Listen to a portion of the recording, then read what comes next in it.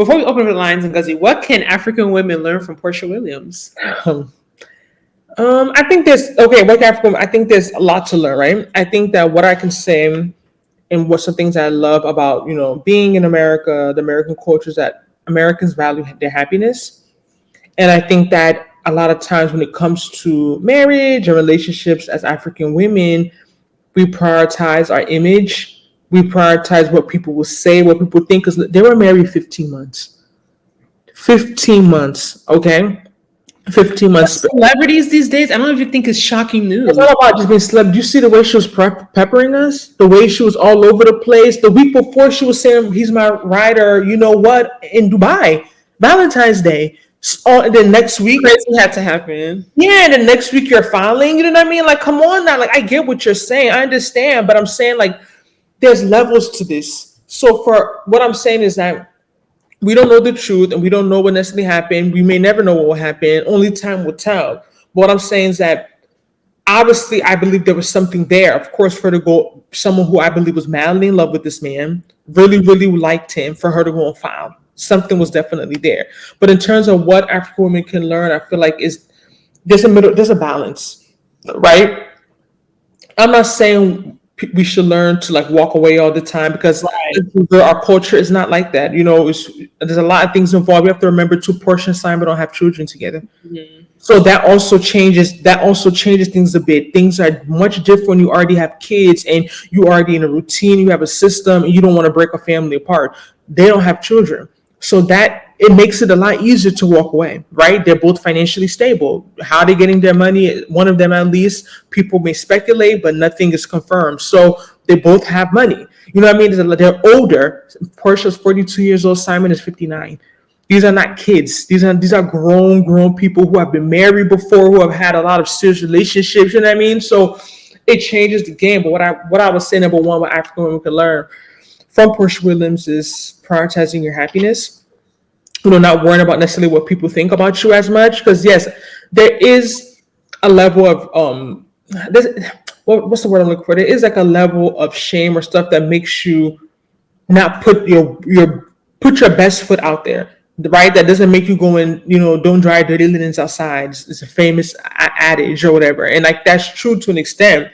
But there's also this extreme of people being so preoccupied with what people are going to think about their actions, but they're so miserable. They're not happy. You know what I mean? So I just feel as if a lot of women can learn, African women particularly, to just, not be so consumed with how things always appear sometimes and do what's in your best interest. I think, but someone will come here and say that I'm promoting people to walk away. That's not what I'm saying. I'm just saying that's overall in life.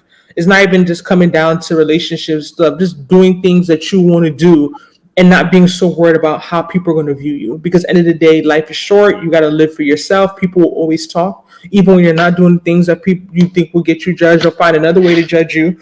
So you got to live your life for you. Number two, I think that what African women can learn from Porsha Williams is to kind of enjoy the experience. I think especially when it comes to dating and relationships, right? We talk about this on the channel. I think I have a lot of American friends that talk about, I'm American. I'm Nigerian-American. I was born and raised here. And I talk about growing up, most of my friends were American and Caribbean. I started really making Nigerian friends, I would say like college, after college. And I would really see the difference in how they approach dating. And I think one of the biggest differences is that a lot of African, Nigerian women are very futuristic.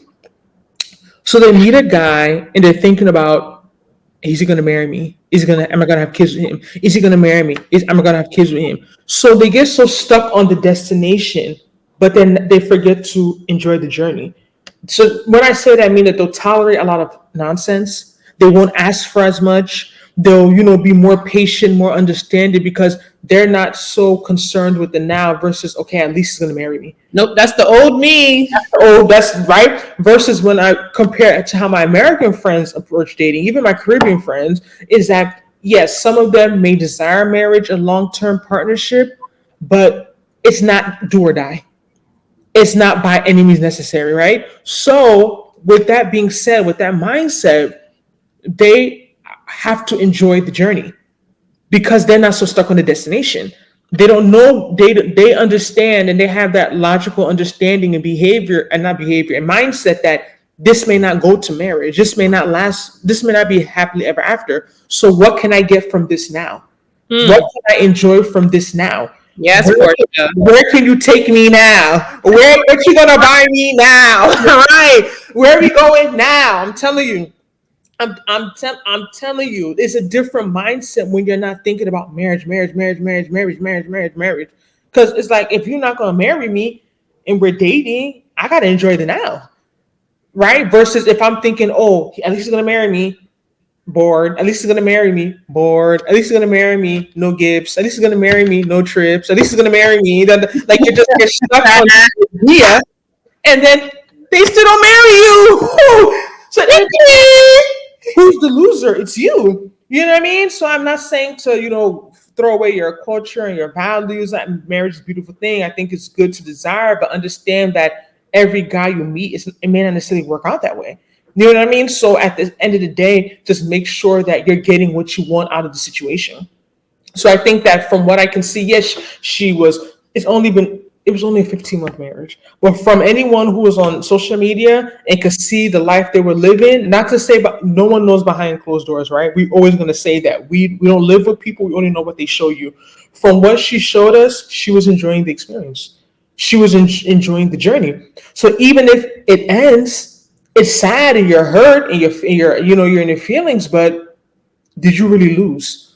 I even watched shows today, and I don't know if you watched the View when they talked about someone had wrote in like some blog about if your once I forgot she's a celebrity, like if your marriage ends in a divorce, it's not a failure. Experience, you know what I mean? And that's the mindset I feel like a lot of Americans have, and I think it makes sense because when you just think about something, you're like, oh, if I don't get what I want, is it a waste? It changes the way you approach it, right? Versus being like, okay, if it works, it works. If it doesn't, it doesn't. But at least I had a good time. At least we had fun. At least I had a great partner. I had a great. He was like my best friend. At least I got trips. At least I got bags. At least I got this. So it's like, I think that's something. That's number two. For clarification, Mia said, Ooh. they were still together and married when Porsha was introduced. Yeah, that's why they sneak in. That's why they sneak in. Come on, no, they were still married. Like, you come to my house as my friend, associate, whoever you're. Also, ladies, be careful you let you into your house. You come to my house as a friend, associate, whatever, and I'm still married, and you end up dating the guy that come on, it's messy. That's suspect. And number three, we're gonna piggy up at this point. Number three, what African women can learn from Porsha Williams is that I feel like sometimes don't ignore the signs, right? So when I say this, I think I've seen a lot of public relationships, and they kind of start off like this: either a woman is dating a man who's not officially divorced yet, she's dating a man, she meets him in like some type of weird way, or some type of like fishy, shady, jealous, Bung says, some type of shady way. A lot of women believe that they're so unique and they're so special and that they can change people, and that they see a pattern and they see things happen. I'm saying specifically to I said what African women can learn, because you go there and it's on a whole nother level. You see women who they see a man has divorced for 5 times and he was DVing, domestically abusing his wife, and they're still rushing to marry the man. And it's like, you think you're different? You think you're special? Like, you can't ignore the foundation on how things are started. You can't ignore the signs. You can't. Like, people change, right? People change, yes, but there's a level of giving benefit of the doubt. Like I said, there's patterns, right? You can't say someone. I get what you're saying, because you don't want to use someone's past to judge them 100%, but at the same time, you can't enter things so blindly. If you see someone willing to do certain things, you have to think and flip it on the reverse side. Okay, if it's now we have an issue or things are having a problem, is it going to be the next girl he's willing to do these things with? Is he going to be willing to, date me while he's still married to me? If that's how we met, when he was still kind of married to somebody else, like, you're not that special. We are not that unique. Like, we're just like anybody else. So I think that a lot of women, especially when they approach, because we also have to we also have to make this point. I do think that Porsha's age may have played a part in it, how she was, into this whole thing, because she was married first. She was like 2011, so that means how old she was. How old was she? About like 29, 30. It didn't last long. Allegedly, like, it was not a good relationship. Like I said, I really believe she's a lover girl, and that she was really, really just trying to find her person, You think she was desperate? I don't like using that word because I think it's loaded, but I do think that because she probably wanted it so bad, or she was so yearning for that love or that type of that relationship, that she probably overlooked a lot of things, or Yeah. she probably bypassed a lot. She probably overlooked a lot of red flags. Like I'm telling you, I have a deep feeling in my heart, a deep feeling that it was somehow related to something she found out, or things that she were finding out about him that she didn't know prior to, while they were, engaged. Because you could say they were engaged for a long time, yes, but if they were allegedly only dated 1 month for engagement, that engagement is still like basically they're dating. And once they got married, it's basically like their engagement. So you know what I mean? Like, it's accelerated We because they're. engaged like a year and a half. But is that long? Okay, I'm saying I'm a Nigerian man. Am I cook? No, y'all still good. Just keep spending money. Y'all still good. Thoughts on Omale controversy? I have no idea what's going on with Omale. Something's always happening. She said very shady. Mia said, "What is the maximum time you give a man to propose to you?" We gotta bring Bunk. Are you ready to come on? Because we gotta hear your story from the Maximum time. So if you say from when you meet the person, Mia, you have library, or from when y'all start dating. Yeah, I don't think you want to hear my answer. We might shut down YouTube. Proposed to me. Yeah, that's what I'm saying. Are you saying from when I met him? I don't believe in long dating. I really, really don't, especially at this grown age I'm at. But I don't also want to rush things. So if I had it my way, I would at least want to know a guy for a year before I get married.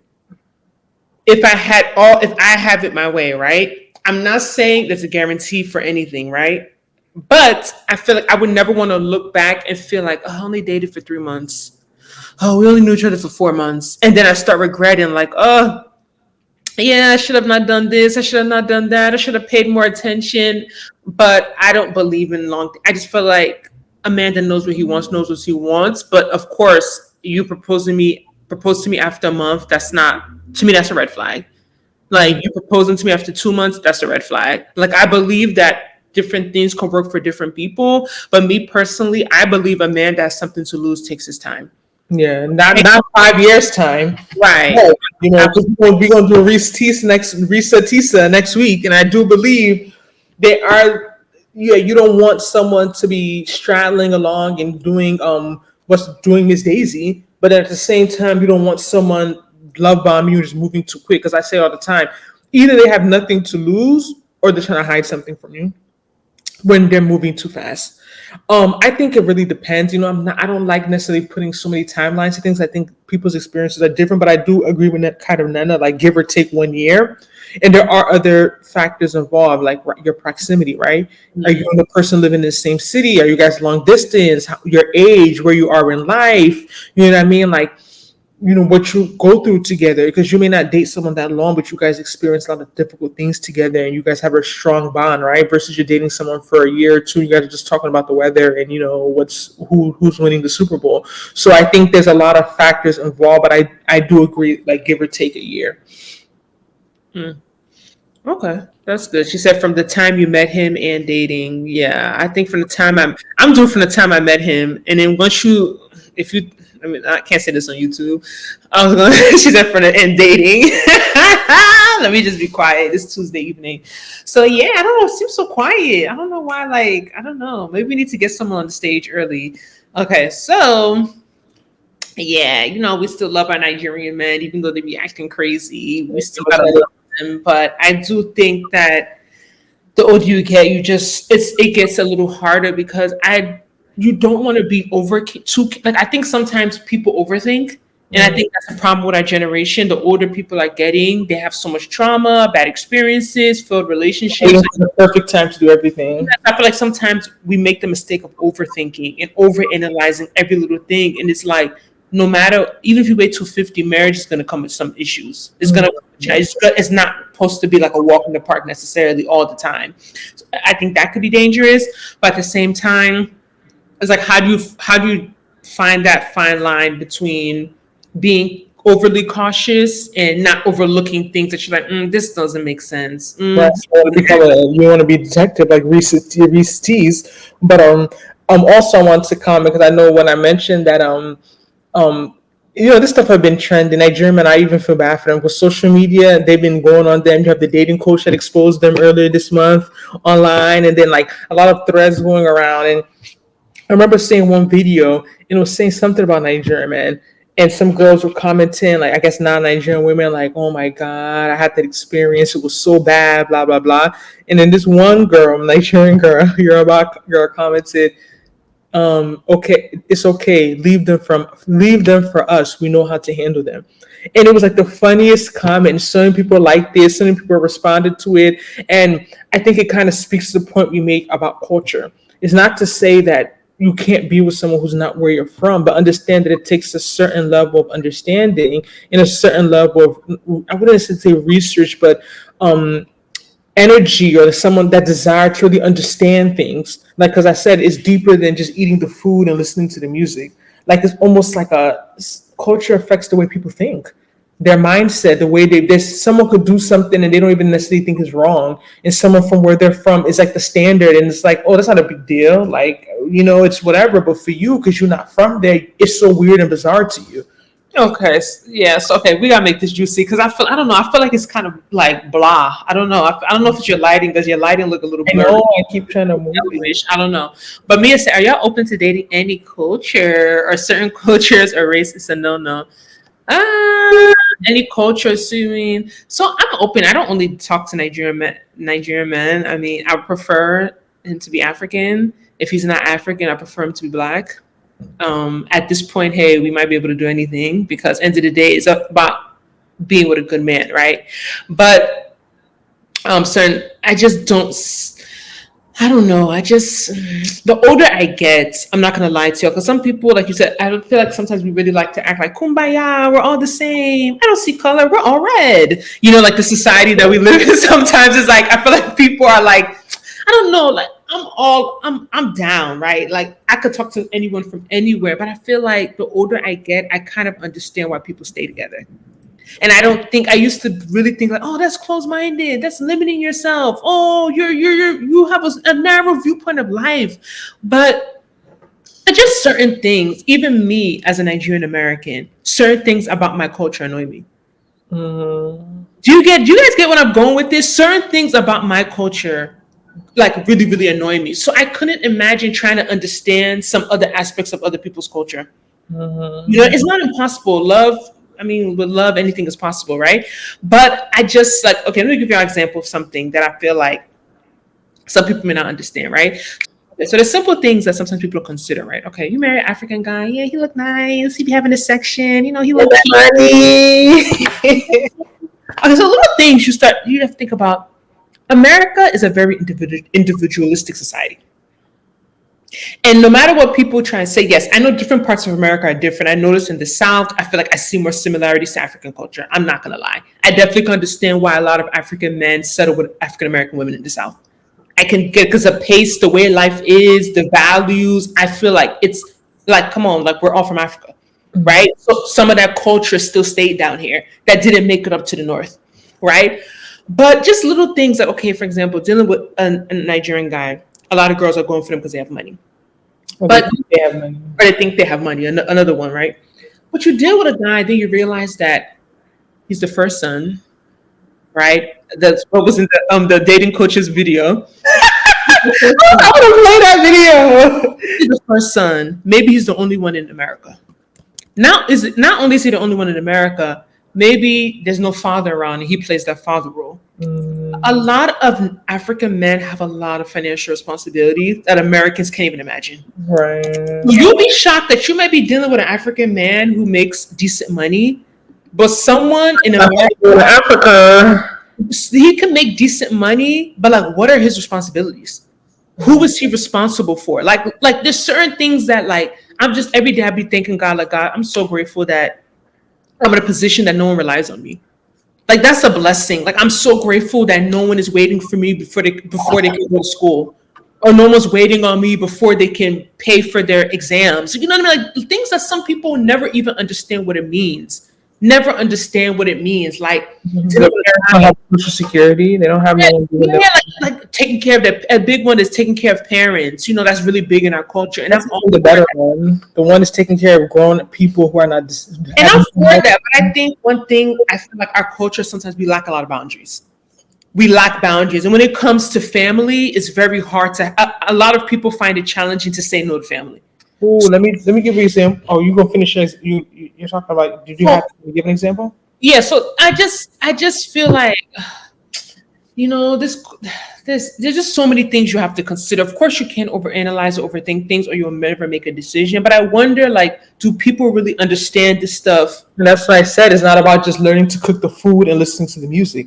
It's deeper than that. I give you an example. I was watching a video. It was a Friday, and some girl was asking like, "Oh, my boyfriend, we live together. I think he was Nigerian, and his sister moved in, and we're having issues. But he says he can't throw his sister out. No. That's his family." And then the lady I was watching, the British Americans, like, "Oh no, never. Even my brother, if I was dating someone, they're causing issues, or I'm having a problem, you gotta leave. Even if you're my brother, you my mother, you gotta leave my house. You're not gonna come between me and my man." I'm just looking at her like, you don't get it.